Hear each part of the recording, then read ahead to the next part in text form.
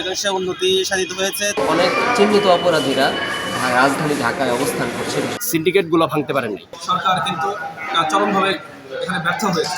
তবে আমি যতদূর দেখতে পেয়েছি যে ডক্টর ইউনূস সরকারের তত্ত্বাবধানে দেশের অনেকাংশে উন্নতি সাধিত হয়েছে। তার পাশাপাশি যারা একদিকে বলা যায় যে কিছু চোর যারা ছিল তারা চলে গেছে, কিন্তু তাদের স্থান বদলে অন্য চোররা এখানে স্থান দখল করে চেষ্টা করছে বা অনেক ক্ষেত্রে এরকম নজির পাওয়া গেছে।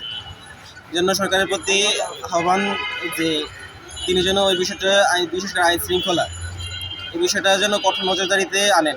আমরা আশা করেছিলাম যে জুলাই গণ অভ্যুত্থানের পরবর্তীতে যে অন্তর্বর্তীকালীন সরকার গঠিত হয়েছে, সেই অন্তর্বর্তীকালীন সরকার অগ্রাধিকার ভিত্তিতে জুলাই গণ অভ্যুত্থানে যে হত্যাকাণ্ড সংঘটিত হয়েছে স্বৈরাচার শেখ হাসিনা সরকার কর্তৃক তার বিচার তিনি অতি দ্রুত নিশ্চিত করবেন।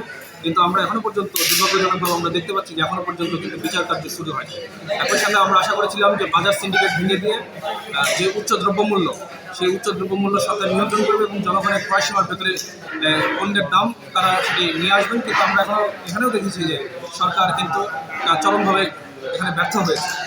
একই সাথে নানামুখী সংস্কারের কথা বলা হচ্ছে, কিন্তু সংস্কার আসলে আজকে যে সংস্কারের রূপরেখা এবং সেই সংস্কারটি আসলে কত সময়ের ভেতরে করা হয় তা কিন্তু এখনও পর্যন্ত সেই অন্তর্বর্তীকালীন সরকার জনগণের সামনে তুলে দিতে ব্যর্থ হয়েছে।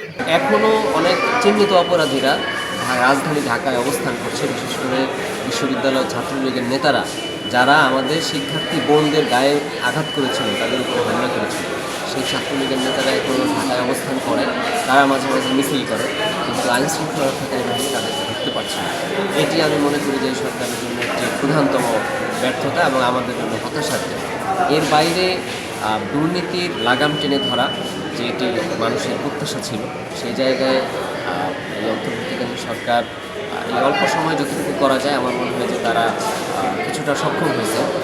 আর আরেকটি জায়গা যদি হতাশার দিক আমি বলতে চাই, সেটি হলো যে প্রশাসনিক কার্যক্রম, সরকারি দপ্তরে মানুষের যেসব সেবা পাওয়ার ব্যাপার থাকে, এখানে যে দীর্ঘসূত্রিতার একটা ব্যাপার এবং আমলাতান্ত্রিক জটিলতা যাকে বলা হয়, যে ফাইল চালাচালির এই ফাংশন, এই ঝামেলা এখনও দূর হয়নি। এখনও মানুষ তাদের একটি কাজ, বৈধ অধিকার, একটি ন্যায্য নাগরিক সেবা পাওয়ার জন্য মানুষ সমন্বয়কদের কাছে যাচ্ছে, মানুষ ছাত্রনেতাদের সাহায্য চাচ্ছে। এর মানে হলো যে যেখানে যেই অফিসে যেই দরজায় যেই সেবা পাওয়ার কথা সেটি নাগরিকরা এখনও পাচ্ছে না।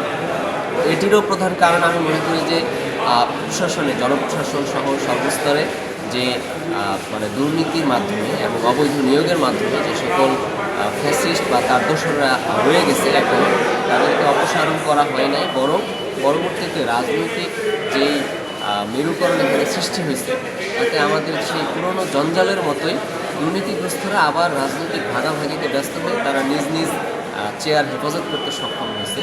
ফলে জনগণ এখনও ভোগান্তির শিকার হচ্ছে, আর অফিস আদালতে তারা যার যার জায়গায় জনগণকে হয়রানি করে যাচ্ছে। পূর্বের যে শিক্ষা প্রতিষ্ঠানগুলোতে যে স্বৈরতন্ত্র, গেস্টরুম নির্যাতন, গণরুম নির্যাতন সহ নানাবিধ সংকট ছিল, এবং দেশীয় পরিস্থিতিতে মানুষের বাকস্বাধীনতা হরণের যে চেষ্টা পূর্ববর্তী স্বৈরাচার করেছিল, এবং দ্রব্যমূল্যের যে ঊর্ধ্বগতি ছিল এবং আইন শৃঙ্খলা পরিস্থিতির যে অরাজকতা ছিল, সব পরিস্থিতির যেন নিয়ন্ত্রণ এই অন্তর্বর্তীকালীন সরকার করতে পারে। কিন্তু আমরা দুর্ভাগ্যজনকভাবেই দেখছি যে এই অন্তর্বর্তীকালীন সরকার জনগণের যে প্রত্যাশা এবং এই গণ অভ্যুত্থানের যে আকাঙ্ক্ষা, সেই গণ অভ্যুত্থানের যে আকাঙ্ক্ষা, সেই আকাঙ্ক্ষার প্রকৃত প্রতিফলন ঘটাতে পারছে না। কারণ দেখবেন যে এই অভ্যুত্থান পরবর্তী সময়ে বাংলাদেশে বিভিন্ন জায়গায় সাম্প্রদায়িক হামলা হয়েছে, আদিবাসীদের উপর হামলা হয়েছে, সীমান্তে জয়ন্ত কুমার দাসকে হত্যা করা হয়েছে, এবং ঢাকা বিশ্ববিদ্যালয়, জাহাঙ্গীরনগর বিশ্ববিদ্যালয় এবং রাজশাহী বিশ্ববিদ্যালয়ে মবকে উস্কে দিয়ে শিক্ষার্থীদের হত্যা করা হয়েছে। আসলে তো এই যে হত্যাকাণ্ড, এই যে সাম্প্রদায়িক সহিংসতা এবং যে দ্রব্যমূল্যের নিয়ন্ত্রণ এখন পর্যন্ত এই অন্তর্বর্তীকালীন সরকার নিয়ন্ত্রণ করতে পারেন নাই, সিন্ডিকেটগুলো ভাঙতে পারেন নাই, এবং আইন শৃঙ্খলা পরিস্থিতি ক্রমান্বয়ে উন্নতি হচ্ছে, কিন্তু যে মাত্রায় আসলে উন্নতি হওয়ার কথা ছিল সেই উন্নতিটা আমরা লক্ষ্য করছি না। এগুলোই হচ্ছে যে এই অন্তর্বর্তীকালীন সরকারের ব্যর্থতা। হাইড্রোস্ট্যাটিক প্রেসার টেস্ট, আরে পাইপ তো ফ্যান্টাস্টিক।